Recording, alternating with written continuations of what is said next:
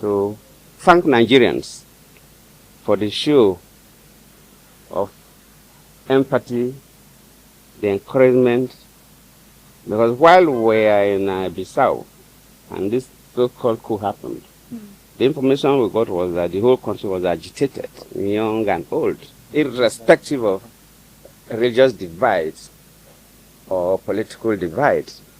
And I sincerely appreciate Nigerians, and I want them to hear directly from my mouth to appreciate their concern.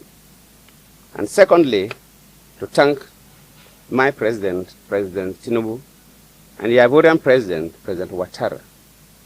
Both presidents were to send aircraft to lift us, but somehow, Côte d'Ivoire is closer to Guinea-Bissau, and there's always some relationship between Francophone countries and the Lusophones among the Francophones. They were able to penetrate their system to get landing permit first before Nigeria could do that. So the Ivorian aircraft was already on their way to pick us. So when we learned about the Nigerian aircraft about leaving, we asked them not to bother.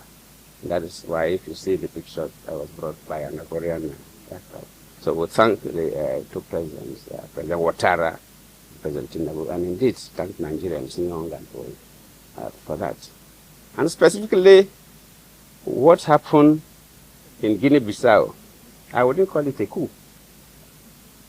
It was not a coup. Maybe some people describe it as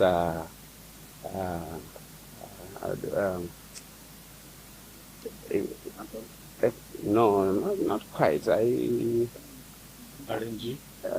will just say it, if it is like, for want of better word, I would say maybe it was a ceremonial coup.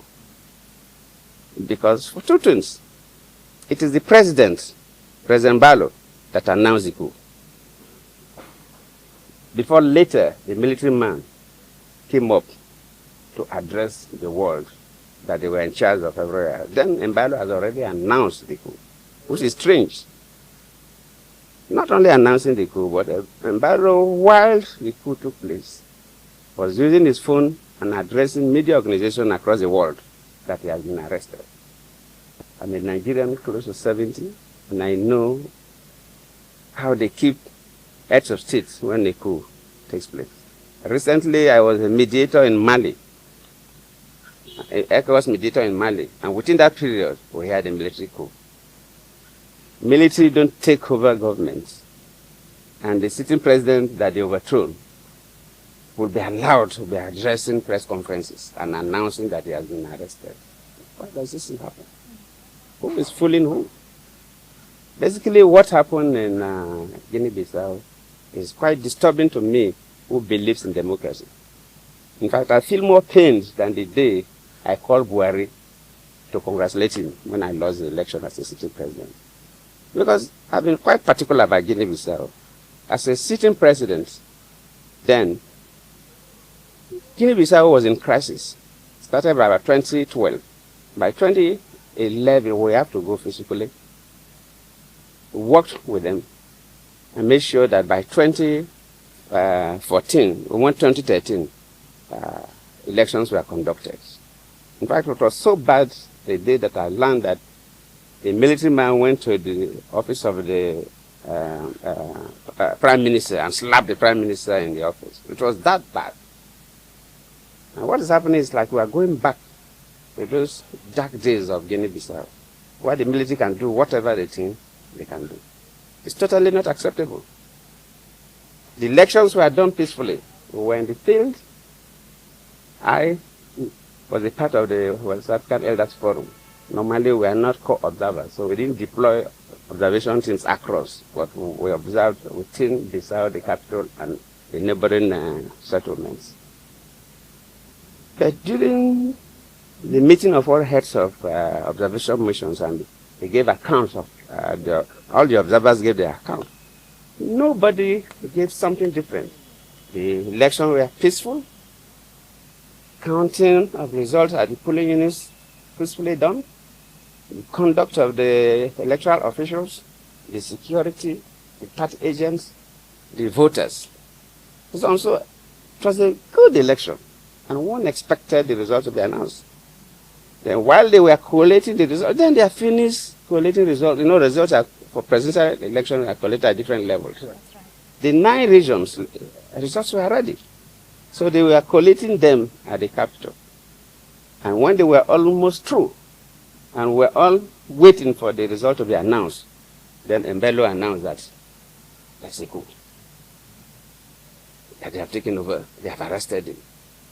But from all indications, nobody arrested him.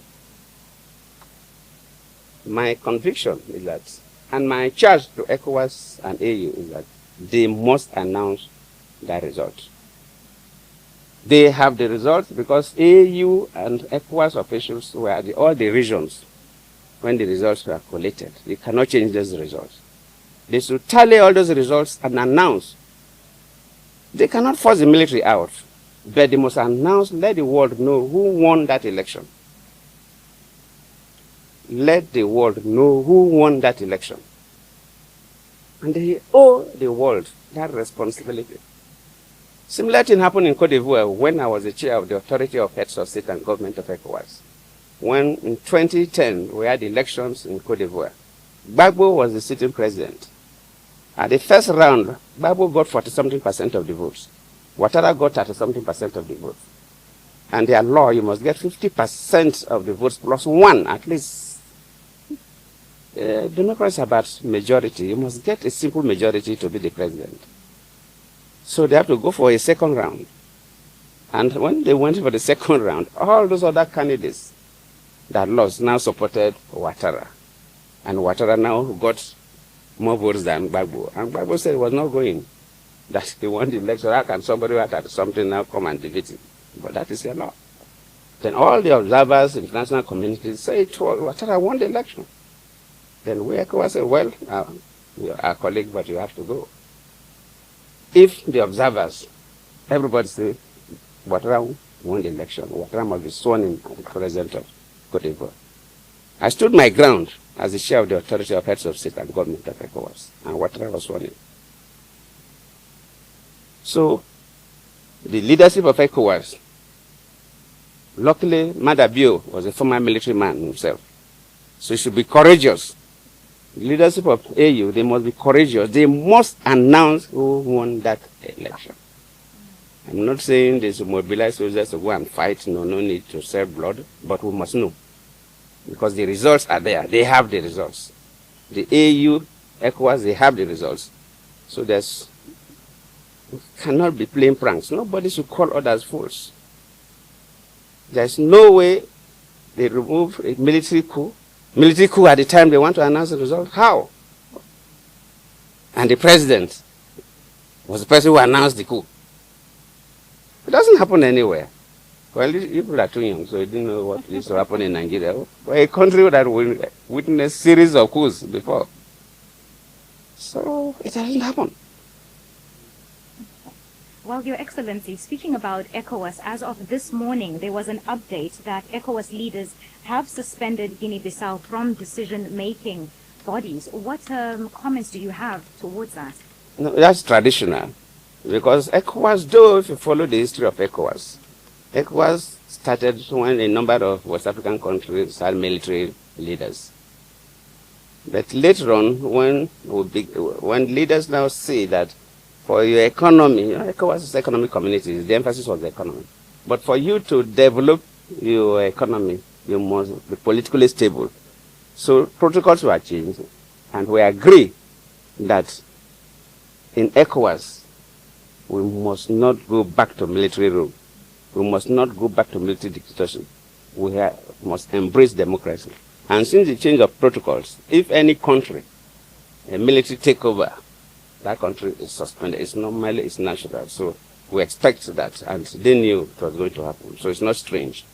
So, Your Excellency, as we speak now, 4 countries within the West African bloc, 3 have already... Don't worry yourself. Even if 5 countries remain in ECOWAS, so be it. It's costly to do the right thing. But ECOWAS must not bother. If Guinea-Bissau want to join the military camp, they should. They should. Even if 5 countries are committed to remain in ECOWAS and develop ECOWAS, the only thing is that they must modify the protocols or create some other protocols to make sure that ECOWAS do things that will endear them to the citizens, things that young people will benefit, things that business class will benefit, things that students will benefit. Let ECOWAS be attractive to citizens of the community, not just talking about political issues. When ECOWAS continue to do those things, these countries, they will come back to join ECOWAS. The military, it will not be forever. You carry gun today, took over government, with time, society will be tired of you and will ask you to go. It will not take more than 10 years for all these countries to go back to civil rule, and they will join ECOWAS. So for now, even if only 5 countries out of the 15 are ready to carry on with the ECOWAS, they should. We should not bother about that and begin to change their position. ECOWAS must stand firm. We cannot accept military in ECOWAS. So you sound, even from the words, that we can feel the pain, because you are someone who believes constitutional democracy must reign. For the persons concerned in this, because you have also shared that your strong feeling is that this coup was engineered by President Mbello himself, a former military officer. The question, sir, is this. For someone who chaired ECOWAS, talking about President Mbello, how do some of you who also chair the same body feel? That is the most painful thing. President Mbello, just yesterday, was the chair of the authority of heads of state and government of ECOWAS. One will expect him, as the president of Guinea-Bissau, to do his best. Luckily, he's an ex-military man. So he has a military constituency. He was a very senior military man before retiring. So he has his own friends, boys, and so on. He should be the person that can prevent any coup in Guinea-Bissau. I don't expect a coup that will remove him from office. In any case, the election, immediately they announced, for them, immediately the results are announced. They inaugurate the new president the following day, so his tenure was almost over.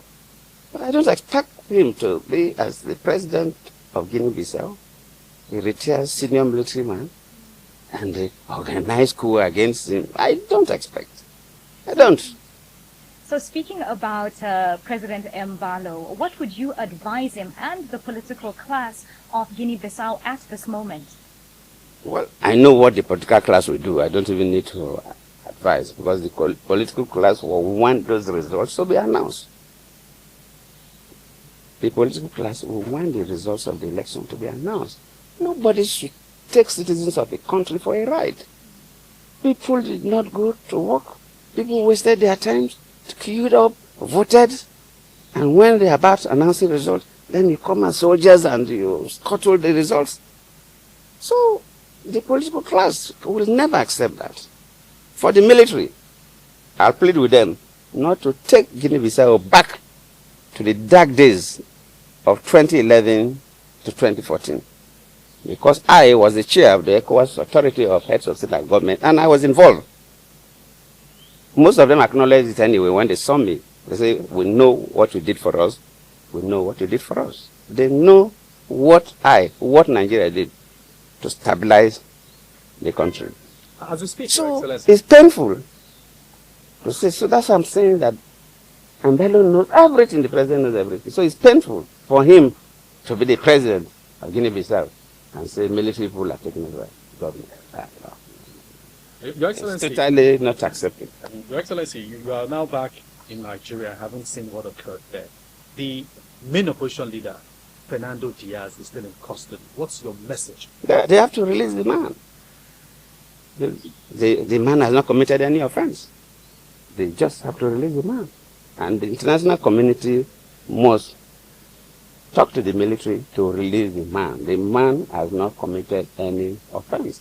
The man has not even declared himself president as to say, oh, we have taken over government and you have declared yourself, so it's treason. No. The man has not committed any offense. There's no reason to restrict the man at all. This would allow the man to be free.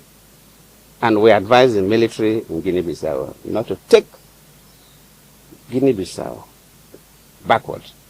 When I was in Guinea-Bissau 2012,